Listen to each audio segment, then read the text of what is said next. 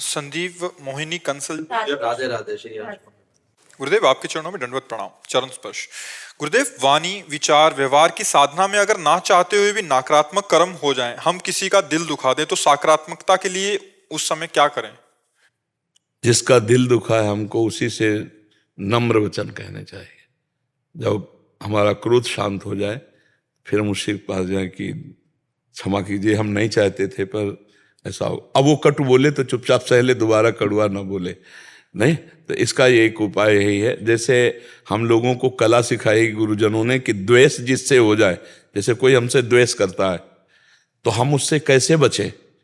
तो जैसे अपने से कोई द्वेष करे, अपने को मतलब तंग करे, है कठिन बात, ऐसे करना बहुत कठिन बात है, नहीं है। जो हमसे प्यार करे उससे तो ऐसा हो जाएगा, लेकिन जो हमें गाली दे, हमारी निंदा करे, अगर बचना है तो यही उपाय है, राधे राधे। वो ऐसे कहेगा, जैसे आप कहोगे ना राधे राधे, वो कहेगा अब आया लाइन में पर आपको चुप रहना है, तो वो धीरे धीरे धीरे उसका द्वेष कि अब तो लाइन में आ ही गया, वो चल जाएगा ऐसा। तो हम, क्योंकि सब में भगवान है, ये बात आप सच्ची समझो। सत्य विषय ये कि मतलब बिजली तो सब यंत्रों में है ना, तो भगवान का मतलब भागवतिक पावर, सच्चिदानंद पावर, वो सब में समान है। जब आप अच्छे हृदय से बर्ताव करोगे तो दुष्ट से दुष्ट को बदल जाना पड़ेगा। महाप्रभु चैतन्य देव जी एक जंगल में रास्ते से, तो उधर के लोगों ने रोका कि ये रास्ता बिल्कुल ब्लॉक है। क्यों? तो बोले पहले तो सिंह आदि मिलते हैं और दूसरे नौराजी नाम का जो डाकू है बहुत ही खतरनाक है और उसका राज्य है इधर। अगर आप गए तो उसका काम ही है, छीन लेता और मार डालता है, इसलिए ये रास्ता कोई जाता नहीं। अगर कोई भूल भटक के तो हम लोग उसे बता देते हैं। तो महाप्रभु तो भगवान के अवतार है, उनको कोई भय तो था नहीं, हरि बोल। तो वहां जे ही गए, एक बड़ा सुंदर पेड़, उसके नीचे बैठ करके कीर्तन शुरू किया। कीर्तन सुना जब नौराजी के कान में, मधुर की हा कृष्ण हा कृष्ण। प्रेमी जनों के नाम लेने में और अपने नाम लेने में अंतर होता है। जब भरत जी बोलते थे सिया राम, तो चित्रकूट के पशु पक्षी वृक्ष सब रसमय हो जाते थे, यहां तक कि ऐसे द्रवित होने लगते पत्थर। जो अपने सिया राम बोले तो क्या लगा, भरत जी जब बोलते सिया राम, हनुमान जी जब बोले सिया राम, जब प्रेमी बोलता है नाम तो उसका कुछ और प्रभाव होता है। महाप्रभु हा कृष्ण हा प्राणनाथ, और उसे नहीं रहा गया। वो यद्यपि वो क्रूर कर्मा, दुष्ट स्वभाव, वो जे ही सामने आया, महाप्रभु तो अश्रु चल रहे थे। बस ये महापुरुषों के दर्शन, उसको लगा मेरा जीवन व्यर्थ गया, मैंने कितनी हिंसा की, कितना पाप किया, चरणों में लौट गया। महाप्रभु दुलार कर, उठो भाई, आपको भगवान कृष्ण ने इसीलिए मानो दे दिए। कृष्ण कृष्ण जप कर उनका, प्रभु आप जानते नहीं मैं बहुत नीच पापी, नौराजी नाम है मेरा, नाम का आतंक छाया हुआ, मैंने इतना पाप किया ऐसा। महाप्रभु ने कहा कृष्ण बड़े कृपालु हैं, वो सब आम तो आम स्वर पापेभ्यो मोक्षयिष्यामि मां, तुम कृष्ण कृष्ण कहो भैया कृष्ण। उसने कहा आज से नियम लेता हूं, जिंदगी में डाका नहीं डालूंगा, जिंदगी में कत्ल नहीं करूंगा, और मैं आपके साथ रहना चाहता हूं। महाप्रभु ने कहा रहो साथ। बड़े बड़े संतों को हटा दिया था जब तीर्थ यात्रा हो जाए, उसको साथ, तो उसके जो और अनुचर थे उनसे कहा भैया अब चाहे तुम डकैती डालो या सब छोड़ दो, अब हम तुम्हारे सरदार नहीं रहे, अब हम तो भगवान। एक क्षण के सत्संग, तभी कहा तात स्वर्ग अपवर्ग सुख धरी तुलाए कंग, तू नलताए सकल मिल जो सुख लो। अगर संत महात्माओं का संग मिल जाए तो एक क्षण में हम बदल सकते हैं। तो जैसे ये उपदेश हुआ कि आपसे कोई द्वेष करे, आपसे का, तो हम नम्र व्यवहार करें। यदि हम किसी से कटु व्यवहार कर दिया तो हम जाके क्षमा मांग ले, सब में प्रभु है ए भाई। अब वो जरूर बरसेगा थोड़ी देर गुस्सा प्रकट, हम ऐसे करें, देखो हमसे त्रुटि हो गई, यद्यपि आपने गलती की थी तब हमें क्रोध आया, पर फिर भी हम आपसे क्षमा मांगते हैं। इतने पर भी जब वो गुस्सा दिखाएगा तो आपकी क्षमा उसके ऊपर दंड बन करके उसको सुधार देगी। उमा क्षमा साप होते भारी, अपने कर्म जाए अपकारी, पर आपकी भक्ति बढ़ जाएगी। क्षमाशील की भक्ति बढ़ती है और क्रोध से भक्ति क्षीण होती है। स्वामी जी जैसे जो स्वामी जी जैसे आपने फरमाया कि जैसे हनुमान जी या भरत जी जैसे नाम लेते थे, तो एक सामान्य व्यक्ति के लिए क्या वो स्थिति प्राप्त करना आसान होगा? हाँ, बार बार अगर हम नाम जप करते गए, हृदय हमारा पवित्र हो गया और दैन्य हृदय से प्रेम में भर करके जब पुकारा जाता है तो उसका प्रभाव पड़ता है। एक बार जिन नाम लिए हित सो होए अति दीन, ताको संग न छाड़हि प्रभु अपनो कर लीन। हित माने प्रेम और दैन्य माने अहंकार रहित। अहंकार रहित दैन्य भाव से जब पुकारा जाता है तो फिर भगवान स्वयं उसके हृदय में बैठ जाते हैं। फिर वो पुकार जो होती है वो हिला के रख देती है। सामने वाले जितने भी होते हैं उनके हृदय में जा करके वो भगवत प्रियता, वो भगवत प्राप्ति की चाह बुरे आचरणों को छोड़ने के लिए विवश कर देगी। जैसे अभी नवीन नवीन सब भाईजान आते हैं और कहते हैं भाई हमने शराब छोड़ दी, मांस छोड़ दिया, ये अच्छे आचरणों में लग रहे हैं। तो ये हमारा प्रताप थोड़ी है, ये नाम का प्रताप है। ये राधा नाम का प्रताप है कि उनके हृदय को विवश करके ऐसे ऐसे लोग आए, बोले 35 साल से रोज नियम पूर्वक पी रहा था। हमारे एक दोस्त ने कहा कि बाबा का सत्संग सुनो, तो एक क्लिप दिखाई, बस दिखाई क्या, फिर हम सुनने लगे तो बोले छोड़ दिया। जो दवाओं से नहीं छुट्टी वो हमने छोड़। तो उनको पावर कहाँ से मिला? भगवान से ही तो पावर मिलता है, कोई व्यक्ति थोड़ी पावर देता है। पावर तो भगवान है ना, चाहे ये चले चाहे ये चले चाहे ये चले, पावर तो बिजली है ना। तो सबके ऊपर भगवान की कृपा है। उस कृपा को तुम ठुकरा रहे हो, अगर उसे स्वीकार कर लो तो फिर देखो कैसे आनंद में डूब जाओगे। सब पर मोरी बराबर दया, भगवान कहते हैं ना सब पर बराबर कृपा है। बस आप कृपा की अवहेलना कर रहे हैं, भगवान के विरुद्ध आचरण कर रहे हैं, इसलिए आपको अनुभव भी नहीं हो रहा। और अभी अनुकूल आचरण करो तो भगवान की कृपा का अभी अनुभव हो जाएगा। खूब नाम जप करो, और नाम जप करते करते जब नाम में प्रियता हो जाती है और आप बोलो राधा, राधा क्यों? इस नाम से हमारा संबंध है, इस नाम में हम अपना जीवन अर्पित किए, तो राधा एकदम। अब जैसे जो राधा राधा राधा, तो हमारे पैर आगे नहीं बढ़ते, चाहे एक आधा मिनट ही खड़े हो जाते हैं। राधा राधा राधा राधा राधा, मानो हमको अमृत पिला रहा है। जो हमारे इष्ट का नाम सुना रहा है तो ऐसा लगता है क्या दे दूं इसे। जो हरिवंश को नाम सुनावे तन मन प्राण तासु बलिहारी। जैसे गोस्वामी जी कह रहे हैं, तुलसी जाके मुख से धोखे निकसत राम, ताके पग की पगतली मोरे तन को चाम। अगर धोखे से भी निकल जाए राम तो इतना पवित्र हो गया, गोस्वामी जी कह रहे हैं कि उसका तलवा और हमारा पूरा शरीर। ये नाम की प्रियता है ना। तो जब नाम हमें इतना प्राण प्यारा लगने लगे कि कोई दूसरा उच्चारण करे तो हमें लगे इसके चरण छू लें, इसको क्या दे दें। इसने हमें हमारे स्वामी का नाम सुनाया, हमारे इष्ट का नाम सुनाया, जो हमारा जीवन हमारा प्राण है। क्या ऐसे मतलब ऐसी प्रिय, ये नाम की प्रियता। और यही जब बढ़ जाएगी तो फैल जाएगी। मम भक्ति युक्तो भुवनम पुनातु, जो मेरी भक्ति से युक्त हो जाता है वो लोक के लोक को पावन कर देता है। समझ पा रहे आप जी? राजकुमार जी गुरुग्राम हरियाणा से। श्री हरिवंश महाराज जी, आपके चरणों में कोटि कोटि प्रणाम। महाराज जी, भक्ति साधना में विनम्रता का क्या महत्व है और उसे कैसे अपने अंदर बहुत विकसित महत्व है। अहंकार भगवान को अच्छा नहीं लगता। सुनहु राम कर सहज स्वभाव, जन अभिमान न राखे काऊ।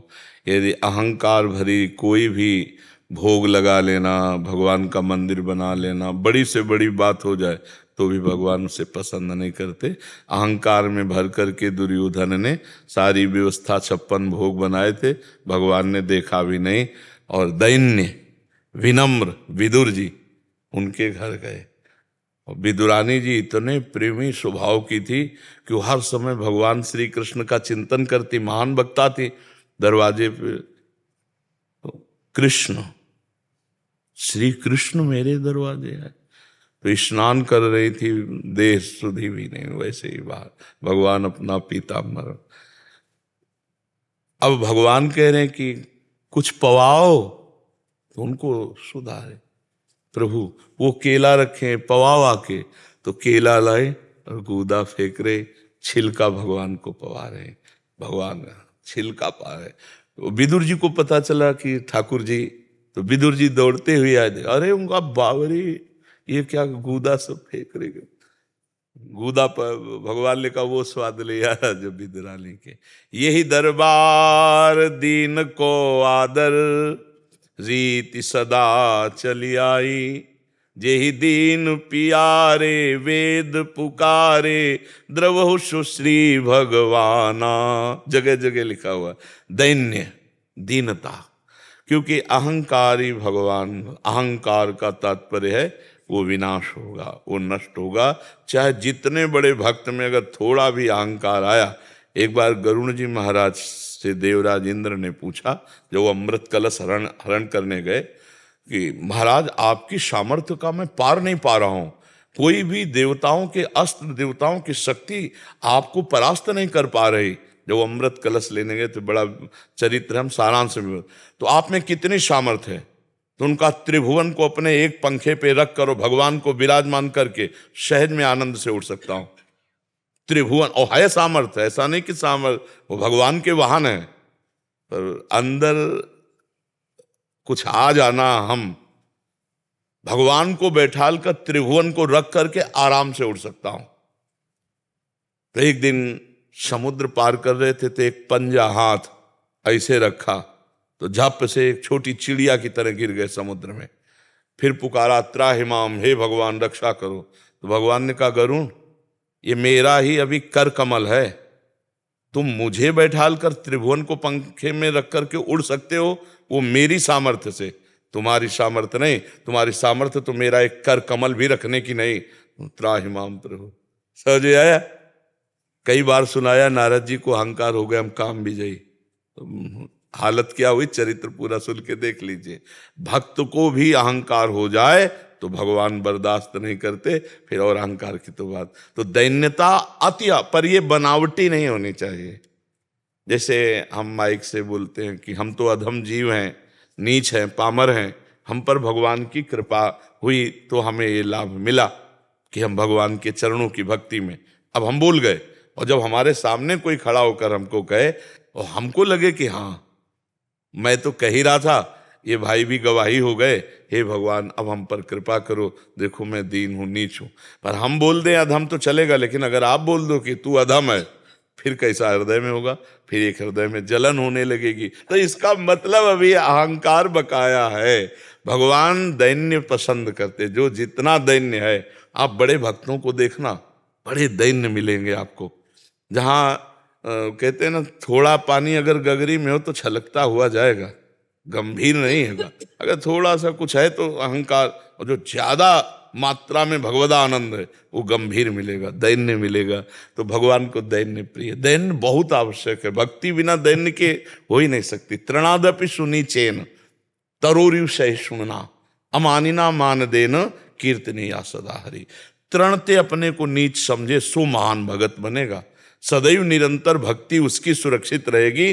जो अब जब तृण से नीच, तो सबके सेवक हम हुए कि नहीं हुए, सब हमारे स्वामी। और भक्ति का स्वरूप भी यही है। सो अनन्य गति जाके असमति न टरे हनुमंत, मैं सेवक सचराचर रूप स्वामी भगवंत। चराचर जगत मेरे स्वामी का रूप है, मैं सेवक हूं। ऐसा हृदय में भाव हो तो वो दैन्य भाव रहता है, क्योंकि सब हमारे स्वामी के। तब तृणादपि सुनी चेन तरोरि सहिष्णुना, इतना सहनशील होना चाहिए कि वृक्ष के समान। चाहे जैसा अपकार करो वृक्ष का, वो उपकार ही करेगा। पत्ता, पुष्प, फल, छाया और लकड़ी देगा ही देगा। ऐसे ही जो संत का, भक्त का अपराध करे, वो उसका मंगल करे, वो उसका मंगल मनावे। करत जे अनसैन निंदक जिन्हों पे अनुग्रह करे, और स्वयं अमानी रहकर दूसरों को मान दे और निरंतर भगवान का कीर्तन करे। इससे बढ़िया भक्ति का स्वरूप और क्या होगा। महाप्रभु चैतन्य देव जी कह रहे, तृणादपि सुनी चेन तरोरि सहिष्णुना, अमानिना मान देन कीर्तनीया सदा हरि। बहुत कम शब्दों में पूरे शास्त्रों का सार बता दिया। अगर दैन्य भाव नहीं है, अहम है, तो ये भगवान को पसंद है। वो भगवान की भक्ति में अग्रसर नहीं हो सकता। जीवे दया नामे रुचि वैष्णव सेवा। अगर नाम में रुचि हो जाए और वैष्णव संत जनों की सेवा का अवसर मिले, और सब जीवों पर हमारा भाव रहे कि हम क्या सेवा करें, कैसे इसको प्रसन्न कर दें, तो वो वही कर सकता है जो अहंकार रहित है। सेवा कौन कर सकता है? सेवक सेवक का मतलब होता है अहंकार रहित होना, सबके प्रति ऐसा भाव, ये भगवान को बहुत पसंद है।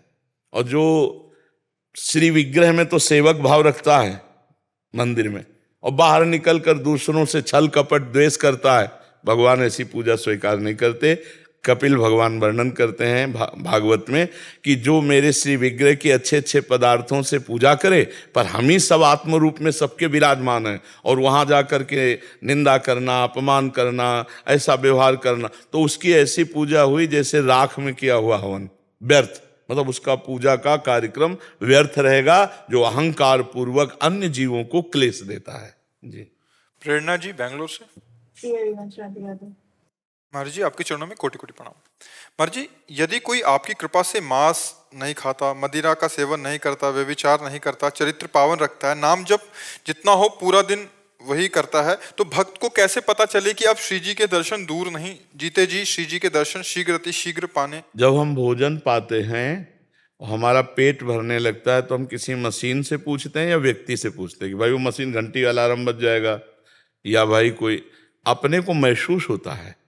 नहीं महसूस होता। मैं अब आधा पेट हुआ हूं, मैं अब पूरा पेट हूं। मीरा जी कहती जाने मोरी छाती, आपका हृदय उत्तर दे देगा कि हमारा काम हो गया, आपका हृदय। और हम पहचान बताए देते हैं भगवान के वचनों से, निर्माण अमोहा जित संग दोषा अध्यात्म नित्या विनिवृत्त कामा द्वंद्वैर विमुक्ता सुख दुख संगई। जब ये स्थिति आने लगे तो समझ लो परम पद में हम आरूढ़ होने जा रहे हैं, भगवत साक्षात्कार। मान रहित हो जाना, निर्माण मान रहित। मान अच्छा न, कोई प्रणाम नमस्कार कर रहा है, हम उसको भाव से प्रणाम करें, अपने को ना माने श्रेष्ठ कि हम श्रेष्ठ हैं, हमें प्रणाम कर रहा है, ये वृत्ति आ जाएगी, अमानी वृत्ति आ जाएगी। सब ही मान प्रद आप अमानी, आप अमानी रहकर सबको मान देगा, जैसे अमानी ना मान दे। तो भगवान ने सबसे पहले रखा है निर्माण, मान रहित होना, अमोहा, किसी से मोह नहीं रह जाएगा। प्रेम सबसे होगा भगवत भाव से, लेकिन मोह कहीं नहीं रहेगा, मोह का नाश हो जाएगा।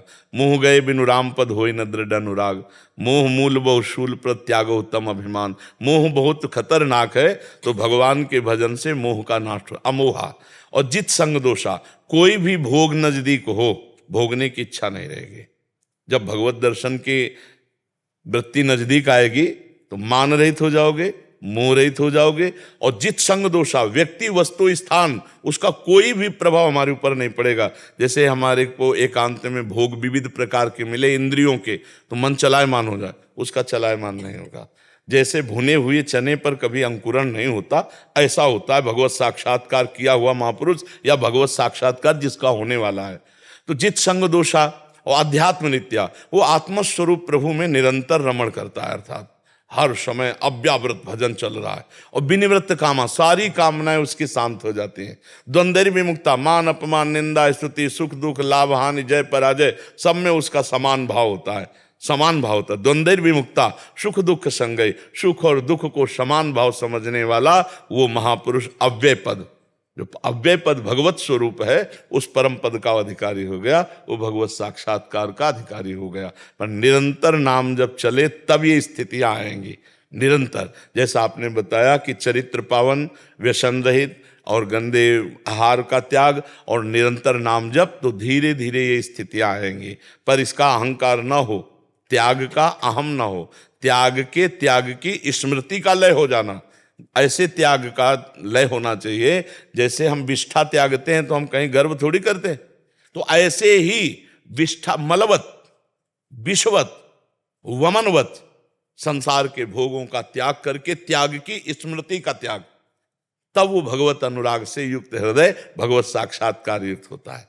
अत्यंत दैन्य। देखो हनुमान जी जब प्रथम मिल रहे राम जी से, तो राम जी पूछ रहे कौन है विप्र देवता, तो कैसे परिचय दे रहे, एक मैं मंद मोह बस कुटिल हृदय अज्ञान, मैं मंद मोह के बसीभूत कुटिल हृदय से अज्ञानी, और कह कौन है, ज्ञानी नाम अग्रगण्यम बुद्धिमताम वरिष्ठम, इसे परिचय, यह है दैन्य। अपना परिचय कैसे दे रहे? एक में मंद मोह बस कुटिल हृदय अज्ञान, पुनि प्रभु मोह विसारेउ दीन बंधु भगवान। दैन्य भाव हृदय में आ जाए, खूब निरंतर नाम जब चल रहा है और प्रभु के मिलन के लिए रोना आने लगे।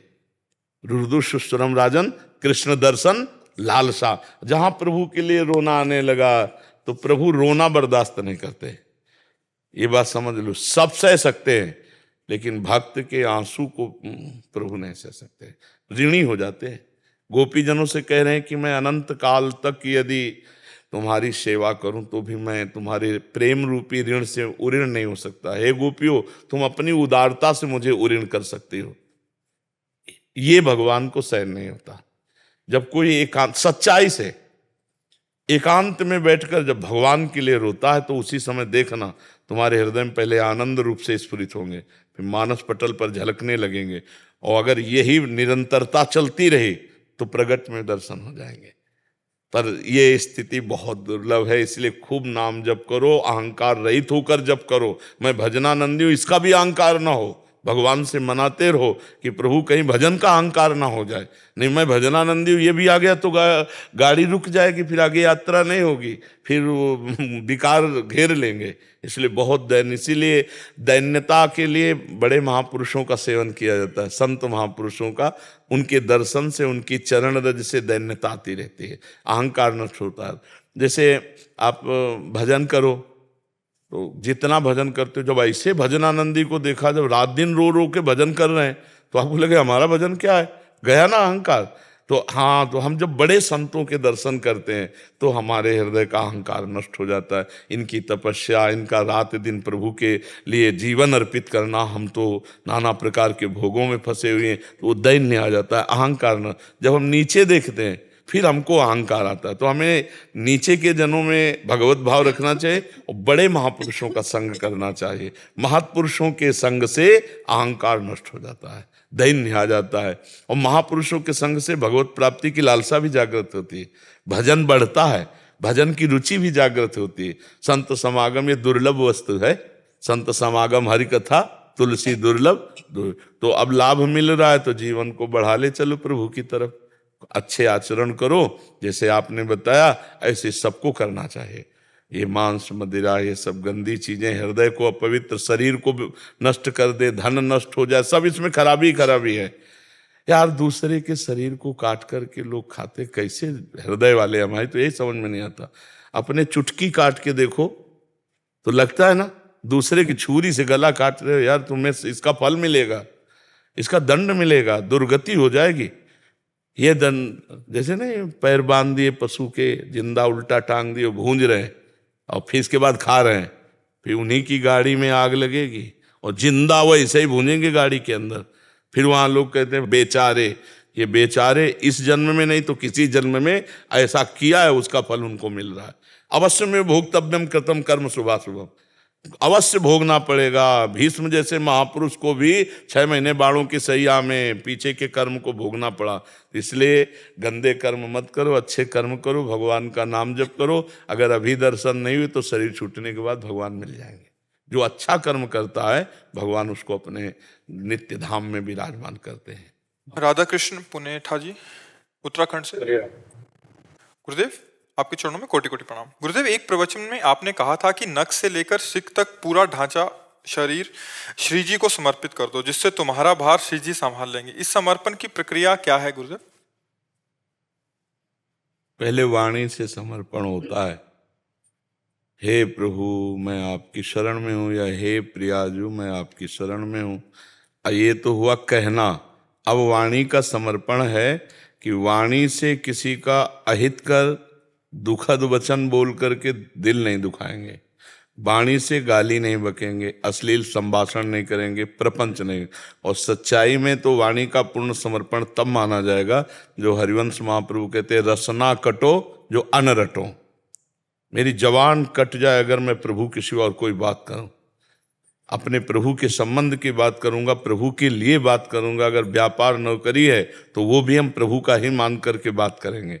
प्रभुमय होकर के वाणी की से बात करना, नहीं तो मौन रहना है वाणी का समर्पण। और तन का समर्पण है श्री कृष्ण अनुकूलेन प्रतिकूलस्य विसर्जनम, शरीर के द्वारा कोई भी प्रभु से विमुख आचरण न होने पावे, और जितने भी कर्म हो सब प्रभु के अनुकूल हों, प्रभु के लिए हों, ये मान करके हमारा शरीर समर्पित होता है।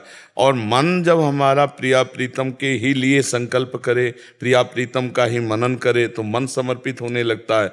और फिर जब ये तीनों समर्पित होते हैं तो इन तीनों में हमारा राग है, शरीर में, मन में, वाणी आदि में, तो फिर हम भी समर्पित हो जाते हैं। जो मैं समर्पित हुआ तब समर्पण माना जाता है, पूर्ण समर्पण तब माना जाता है। अब जैसे शरीर का समर्पण केवल हम देखें तो हमारा बिना प्रियाजू को भोग लगाए कुछ जबान में नहीं जाना चाहिए।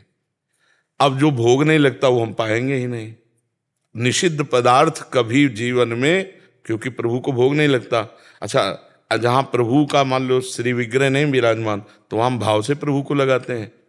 मान लो कहीं आप नौकरी पेशा में हैं, जा रहे हैं, कुछ खाना है, तो राधा वल्लभ लाल की जय, प्रिया प्रीतम की जय, भाव से अर्पित किया, पा लिया। प्रभु यहाँ भी तो है, उनका नाम लेके पा लिया, तो प्रभु का स्मरण करके अब ये शरीर प्रभु को समर्पित है, बिका हुआ है। ऐसे भाव से जब हम चेष्टाएं करते हैं तो तनुवांग मनोभिर अमलई सोहम त्वयि वास्तिता, तो शरीर की चेष्टा है। अब जैसे गंदी दृष्टि रखना, गंदी चीजें एकांत में देखना मोबाइल से, गंदी क्रियाओं की भावना बनाना, गंदी क्रियाएं करना, अब कलंक है शरणागति में।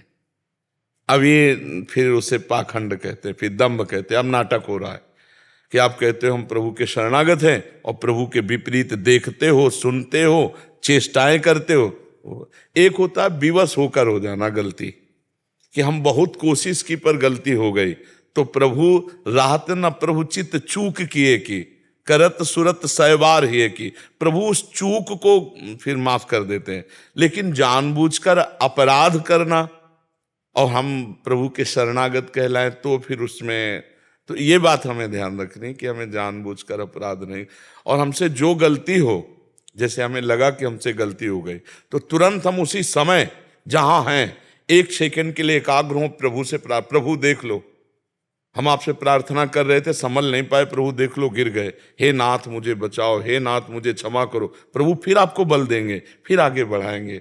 और वास्तविक शरणागति जब उतरेगी तो फिर भूल ही न दे कुमारग पाऊं, फिर भूल कर भी भगवान के विमुख आचरण नहीं होगा। अभी तो अहम बकाया, इसलिए गलतियां हो सकती हैं। जब पूर्ण समर्पण हो जाता है तो फिर गलत नहीं होता। भूल ही न दे कुमारग पाऊं। समझ पा रहे हो आप जी? शोभित अग्रवाल जी गुरुग्राम से। राधे राधे। गुरुदेव, आपके चरणों में कोटि कोटि प्रणाम। गुरुदेव, जैसे आपने बताया था कि जब इस शरीर का निर्माण हुआ तब ये हमारे शुभ एवं अशुभ कर्मों से मिलकर हुआ, जो दोनों ही जीव को इस संसार चक्र में बांधने वाला है। किंतु अगर अब इस शरीर से कुछ पुण्य कार्य जैसे दान आदि, और इसका उद्देश्य कुछ लौकिक ना होकर भगवत प्रेम का हो, तो क्या ये भी बांधने वाला होगा? नहीं, ये मुक्त करने वाला बन जाएगा। यही बात है। जैसे हम एक आदमी को पानी पिला रहे हैं व्यक्ति मानकर, और उसका हम पुण्य चाह रहे हैं, तो वो पानी पिलाना पुण्य हो गया। और एक बात ये मान रहे कि मेरे भगवान इस रूप में प्यासे आए हैं, भगवान ने मुझे पानी दिया है और पिलाने का सौभाग्य दिया, और पीने वाले बनकर भगवान आए हैं और पिला दिया। अब ये भगवत प्राप्ति कराएगा। कार्य वही है, भावना बदल गई तो एक क्रिया भगवत प्राप्ति कराएगी और वही क्रिया पुण्य बन जाएगी। तो हम पुण्य को भगवत प्राप्ति में बदले नहीं, जो भी कार्य करें भगवान के निमित्त करें। किसी को भी कुछ सेवा करें तो सामने पहले भगवान देखें, क्योंकि भगवान तो है ही ना। बिना भगवान के चेतना ही नहीं है। जैसे बिना बिजली के पंखा नहीं चल सकता, ऐसे भगवान के बिना कोई शरीर थोड़ी चल सकता है। उसमें पावर भगवान ही तो है ना। तो सब में भगवान को देखकर किया हुआ जो सुकृत है वो भगवत प्राप्ति कराता है, और जो अपना वस्तु किसी दूसरे को दे रहे हैं वो पुण्य कहलाता है। और जब हम भगवान के द्वारा दी हुई वस्तु श्री भगवान को अर्पित, त्वदीयम वस्तु गोविंदम तुभ्यमेव समर्पये, तो वो भगवत प्राप्ति वाली बात बन जाती। समझ पा रहे हैं आप? सब लोग प्रसन्न रहो। प्रसन्न रहना सबसे बड़ी साधना है, और प्रसन्न तभी रह सकते हो जब भगवान का भरोसा है। और भगवान का भरोसा तभी दृढ़ हो सकता है जब नाम जप चलेगा। राधा राधा राधा राधा राधा। देखो, हृदय में विश्वास करके आप देखो, संसार का कोई ऐसा सुख नहीं जो आपको प्रसन्न कर सके। आप देख लो, कोई सुख ऐसा नहीं है जो आपको प्रसन्न कर सके। खूब धन हो जाए आपके पास, सब कुछ हो जाए, फिर भी आप प्रसन्न नहीं रह सकते। प्रसन्न तो तभी रह सकते हैं जब भगवान का स्मरण होगा। तो देखो, हर समय आप गोली थोड़ी चलाते रहते हो। खाली समय में भजन करो, और जब आप अपने तैनात हो उस समय नाम जप करते हुए तैनात रहिए, तो आपका हृदय भी प्रसन्न रहेगा और आपकी राष्ट्र भक्ति भी बढ़ेगी। जैसे जैसे हृदय में प्रसन्नता आएगी ना, प्रसन्न आदमी सब कुछ कर सकता है। और जो खिन्न है और जो अंदर से जल रहा है, तो देखो गलत काम हो जाता है अंदर से। तो ये जो अंदर की जलन है वो इतनी बढ़ जाती है कि फिर हम कानून विरुद्ध और धर्म विरुद्ध आचरणों में बुद्धि खो देते हैं। इसलिए नाम जप करो और प्रसन्न रहो, और हर समय भगवान से प्रार्थना करते रहो कि इस जीवन का जो लक्ष्य है, दूसरों के हित में अपने जीवन को समर्पित किया है, तो प्रभु कहीं चूक ना हो, वही संभालते रहेंगे। और आप राष्ट्र सेवा में हो तो आप भगवत सुमिरन कर रहे, तो आपके परिवार को भगवान संभालेंगे। प्रणत कुटुंब पाल रघुराई, पक्का समझो, आपकी पत्नी, आपके पुत्र, आपके परिवार को भगवान, आप पूरे देश को सुरक्षा दे रहे हैं ना, तो आपके परिवार की सुरक्षा भगवान। आप नाम जप करो और खूब प्रसन्न रहो, और कोशिश करो कि नशा आदि ना कर पाए, कि जहां तक हो सके तहां तक आप इन बातों से बचो और भगवान का स्मरण करो। अरविंद शर्मा जी, राधे राधे महाराज जी, आपके चरणों में कोटि कोटि प्रणाम। श्री महाराज जी, क्या जरूरत से ज्यादा अच्छा होना भी गलत है? क्या मैंने अपने जीवन में किसी के साथ गलत नहीं किया, लेकिन नहीं, आप जरूरत से ज्यादा भी अच्छे हो ही नहीं, क्योंकि आपको बुरा लगता है ना, आपको बुरा लगता है ना, तो आप अच्छे हो ही नहीं। अच्छाई तो तब जब बुरा लगना बंद हो जाए, समझ रहे ला? अभी आपको बुरा दिखता है ना, बुरा लगता है ना, तो अभी सच्चे अच्छे नहीं हुए है। हाँ, वही बात। देखो, हम ये नहीं कह रहे कि आप अच्छे नहीं हो, हम आपको और अच्छे बनाने के लिए बात कह रहे हैं कि अभी वो अच्छाई नहीं आई जिस अच्छाई आने के बाद बुराई प्रवेश नहीं करती। अभी बुरा दिखता है, अभी बुराई आपके अंदर प्रवेश करके दुख दे रही है, तो अभी सच्चे अच्छे नहीं बने हो। अच्छे तब बनोगे जब द्वंद्वैर विमुक्ता, कोई भी द्वंद्व, मान अपमान, सुख दुख, लाभ हान, निंदा स्तुति, ये आपको स्पर्श न कर पावे, तब आप अच्छे बनोगे। अच्छे तब बनोगे जब सब में सिय राम मैं सब जग जानी, और करो प्रणाम जोर जुग पानी, सबको प्रणाम करोगे तब अच्छे बनोगे। और ये स्थिति आएगी भगवान के नाम जप से। नाम जप करो, सत्संग सुनो, भगवान की लीलाओं का गायन करो, तो अपने आप देखोगे धीरे धीरे धीरे आप सच्चे अच्छे बन जाओगे। अच्छाई का मतलब अहम नहीं है, और अहम की पहचान दूसरों में अवगुण देखना, अपने में गुण देखना। दूसरों में बुरा भाव देखना, अपने में अच्छा भाव देखना, ये अहंकार का लक्षण है। और सबसे ज्यादा बुराई अहंकार में ही होती है। अहंकारी का पतन होता है। अहंकार रहित हो जाना ही सच्ची अच्छाई है। तो अच्छाई की तरफ हमारे कदम बढ़ रहे हैं, पर हम अभी अच्छे नहीं हुए। ये स्वीकार करोगे ना बात, तो आप आगे बढ़ जाओगे, आप सच्चे अच्छे बन जाओगे।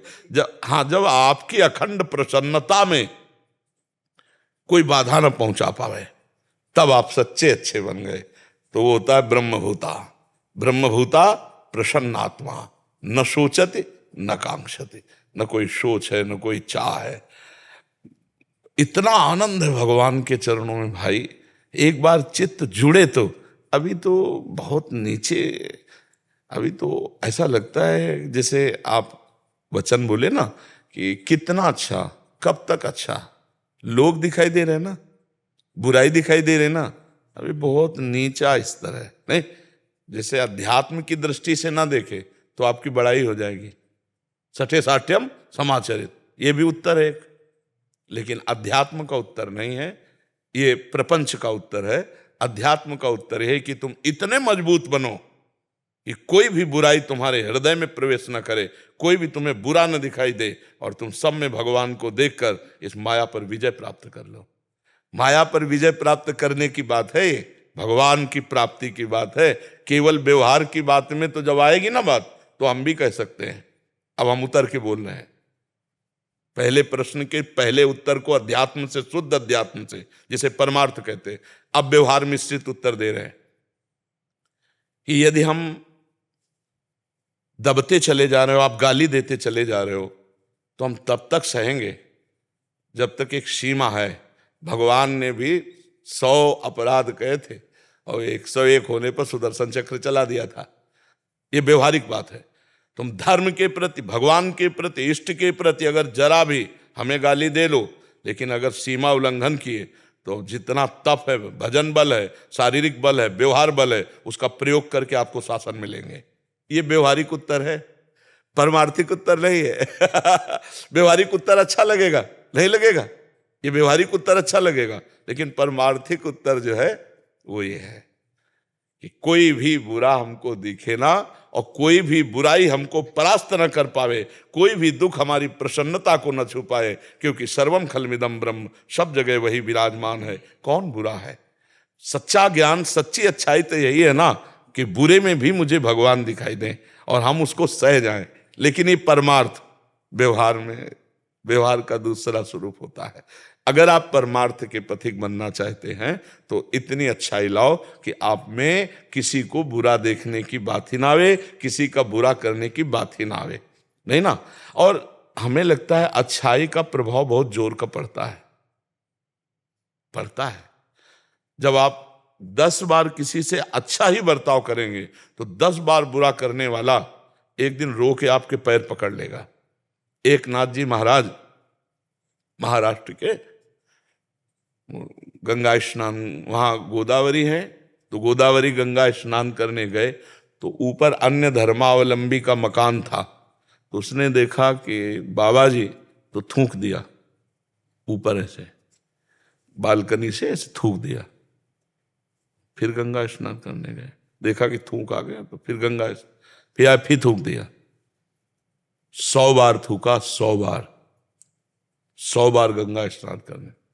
आखिरी में उतरा, चरणों में लौट गया। उसने कहा क्षमा करो, मुझसे बहुत बड़ी गलती हुई, आप जैसे निर्मल हृदय वाले को मैंने 100 बार थूका। तो उनका भैया आपका कोई अपराध नहीं बना। देखो संत हृदय, जब अच्छा हो गया तो बुराई नहीं दिखाई। बोले वैसे तो मैं 100 बार स्नान 100 दिन में करता, आपकी कृपा से एक दिन में 100 बार स्नान हुआ, ये आपकी कृपा। वो पानी पानी हो गया, दोबारा कभी उसने उनके। तो हमें लगता है हम अगर सच्चे से अच्छाई धारण करें तो सामने वाला परिवर्तित हो जाएगा और हमको बुराई नहीं दिखाई दी। एक नाथ जी ने उसमें बुरा नहीं देखा। वो कहा कि भैया जो हम 100 दिन में गंगा स्नान का लाभ लेते, वो एक दिन में आपने दे दिया, ये तो आपकी कृपा हुई ना। तो ऐसे देखा जाता है परमा। जैसे हमें कोई गाली दे रहा है तो हमें सोचना है कि कोई पूर्व का प्रारब्ध है जो भगवान कटु वचन सुना करके क्षमा करवा रहे हैं, अब वो मार्जन करवा रहे हैं। बड़ी कृपा है कि वाणी से बोल करके हमारे हृदय को जलाकर ठीक कर रहे हैं, नहीं तो शारीरिक दंड देते। ये तो भगवान की कृपा हुई कि बातचीत से निपटा रहे हैं, ऐसे सोचा जाता है। पॉजिटिव सोचा जाता है, नेगेटिव नहीं सोचा जाता। जैसे कि किसी कोई नाराज हुआ, 2 थप्पड़ मार दिए, तो कोई बहुत बड़ा प्रारब्ध था, भगवान ने प्रेरित किया, इसको तो हम जानते भी नहीं, कोई घटना, धक्का लग गया कोई, और इसने हमको 2 थप्पड़ मार, भगवान इसके द्वारा हमें पावन किए हैं, अब काहे को गुस्सा आएगी। ऐसे विचार किया जाता है पॉजिटिव। जैसे अपनी जबान अपने दांत से कट जाए तो हम किसको गाली देंगे?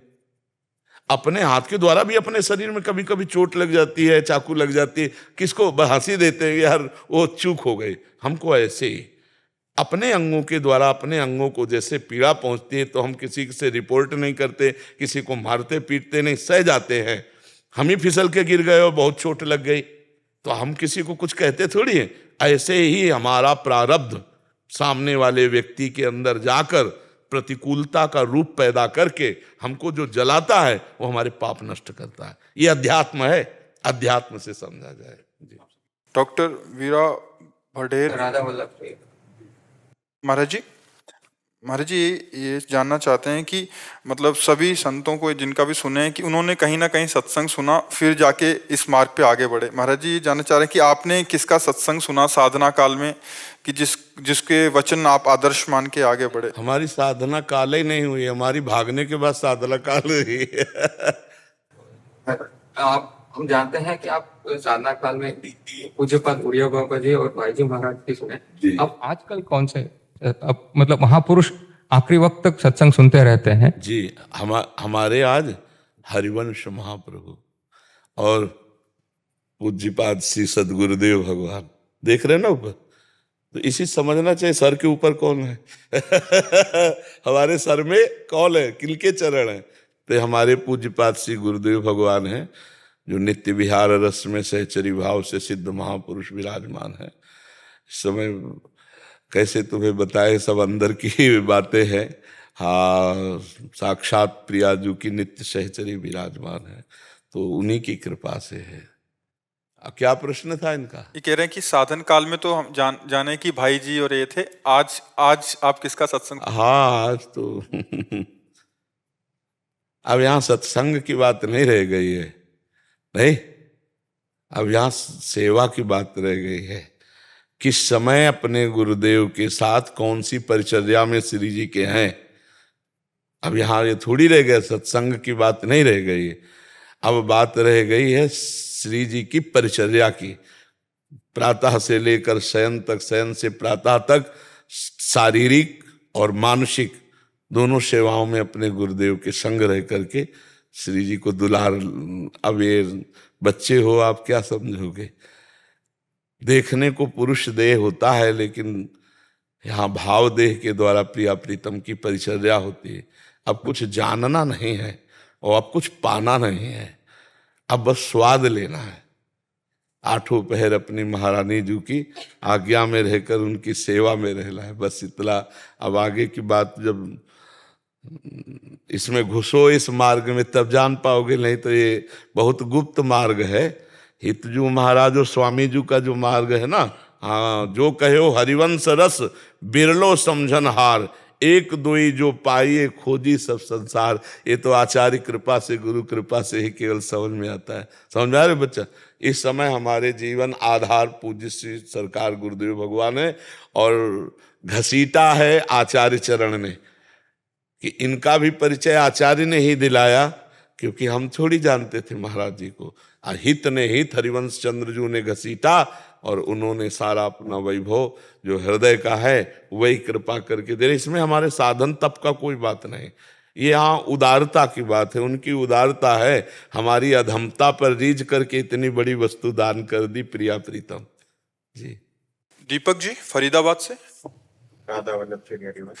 श्री हरिवंश महाराज जी। महाराज जी, ब्रह्म सत्यम जगत मिथ्या। महाराज जी, जगत मिथ्या हमें क्या थोड़ा सा इसमें वो लगता है कि अगर हम इसी मिथ्या जगत में श्री हरि का नाम जप करते हैं, सत्य कर्म और पुण्य कमाते हैं, तो ये मिथ्या, महाराज जी, इसको क्यों कहा जाता है?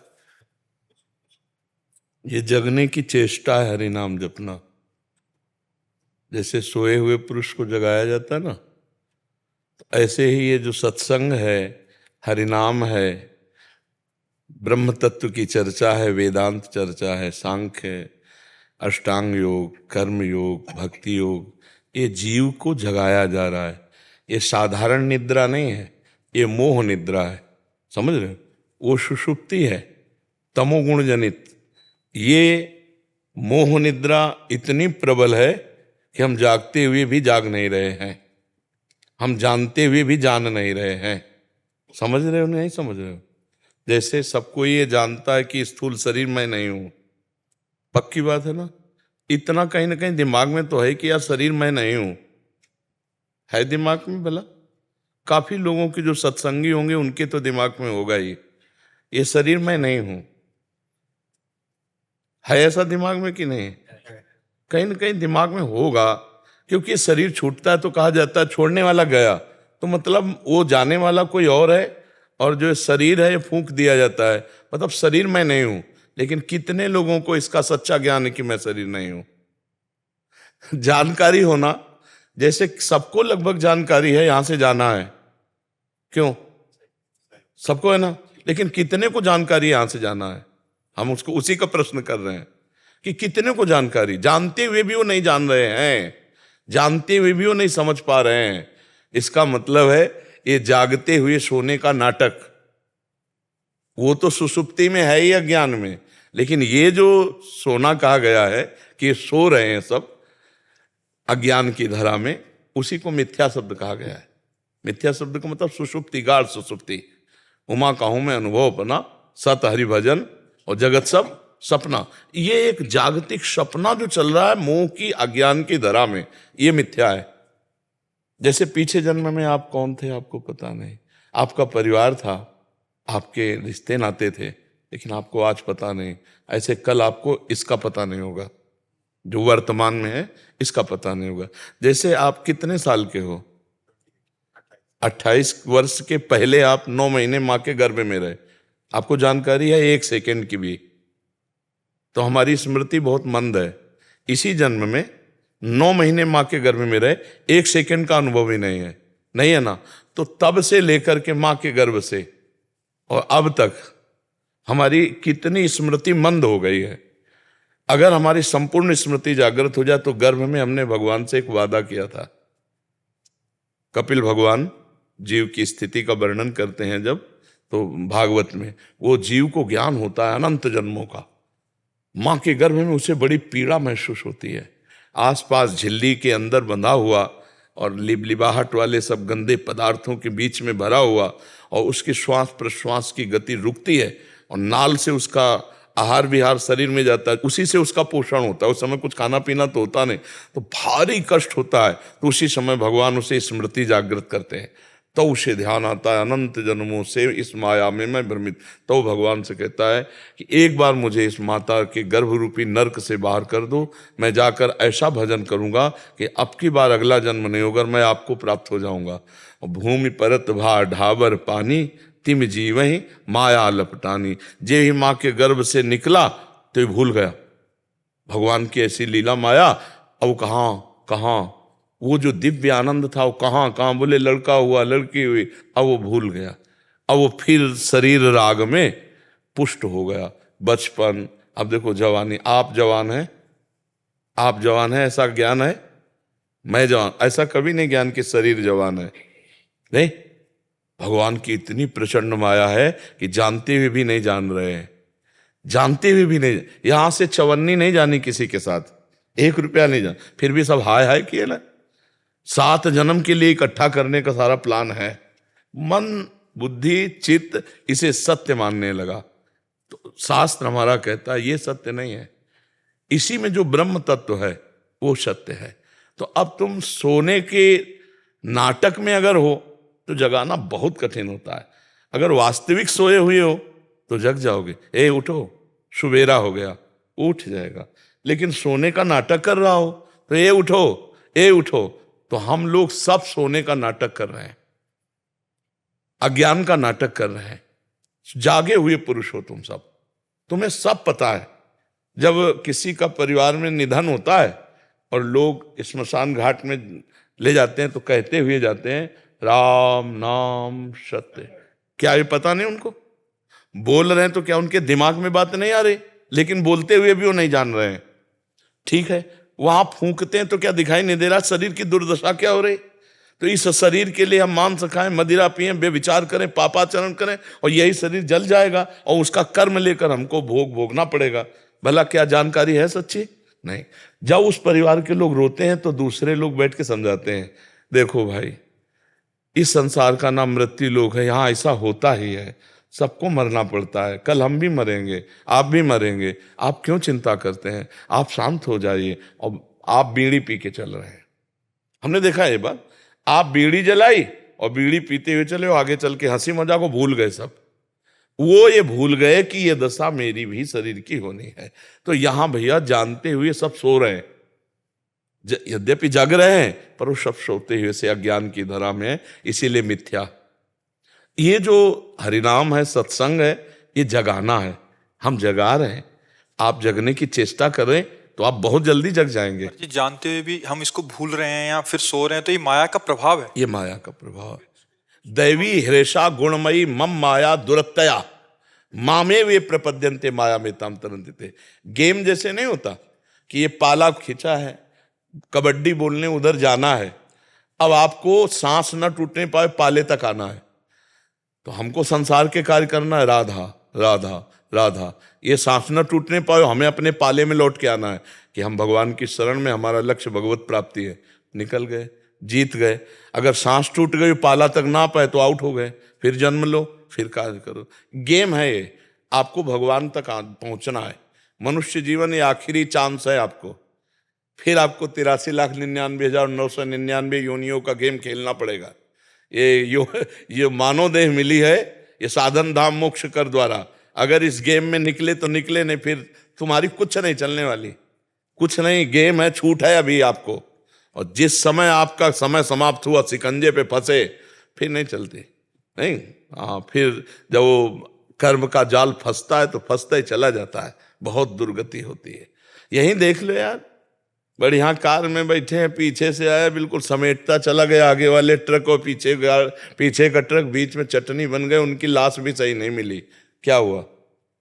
ये कोई नवीन थोड़ी कर्म बना, यहाँ पूर्व का प्रारब्ध पाप कर्म, जो बड़ी बड़ी हम लोग हिंसाएं करते हैं, जैसे भ्रूण हत्या, गर्भ हत्या, कई प्रकार की हत्याएं, और गुप्त रूप से उनका अपराध हुआ और पाप का दंड नहीं मिला, न कानून से मिला न भगवान से, तो ऐसे चटनी बन गए, देर नहीं लगी, पिस गए। तुम जानते नहीं हो, अगर उसके कर्म जान जाओ तो कहो यही होना चाहिए था। जैसे अभी कोई गंदा काम करता है तो अभी थोड़ी उसका फल मिल जाता है, पर समय आएगा तो उससे भी बड़ा कष्ट उसे मिलेगा। तो इसलिए अभी हम लोग सोते हुए नाटक कर रहे हैं कि हम कुछ नहीं जानते हो, वस्तुतः सब जानते हो। इस जानकारी को अगर प्रयोग करना चाहते हो तो नाम जप करो। नाम जप कर लिए, जान गए तो कुछ मिथ्या नहीं है, सब ब्रह्म है। और भी सूत्र है ना, सर्वम खलमिदम ब्रह्म, जैसे ब्रह्म सत्यम जगन मिथ्या, ये एक समझाने के लिए सूत्र है। और समझ आने पर क्या आता है? सर्वम खलमिदम ब्रह्म ने नानास्ति किंचन, किंचन मात्र भी ब्रह्म के सिवा कुछ नहीं है। ये जगा हुआ पुरुष है। जगो, जागो, सोने का टाइम नहीं है। प्रभु के चरणारविंद का आश्रय लेकर नाम जप करते हुए भागो अंदर से प्रभु के चरणों की तरफ। काल बिल्कुल पीछे खड़ा हुआ है, समय आने पर बिल्कुल ऐसा चपेट में ले लेगा, चला गया, पता ही नहीं चला। इसलिए बिल्कुल, आपको समझ में आ रही है हमारी बात? राधा राधा राधा राधा राधा राधा राधा राधा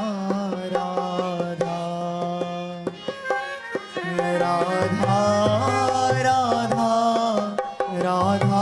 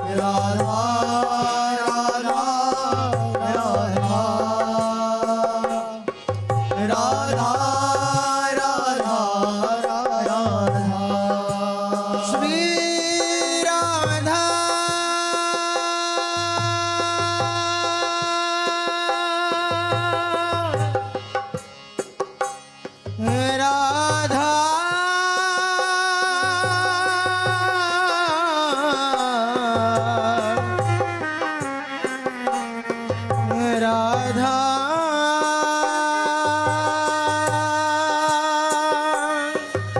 राधा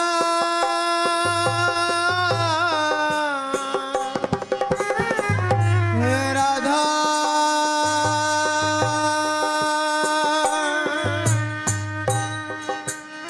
श्री राधा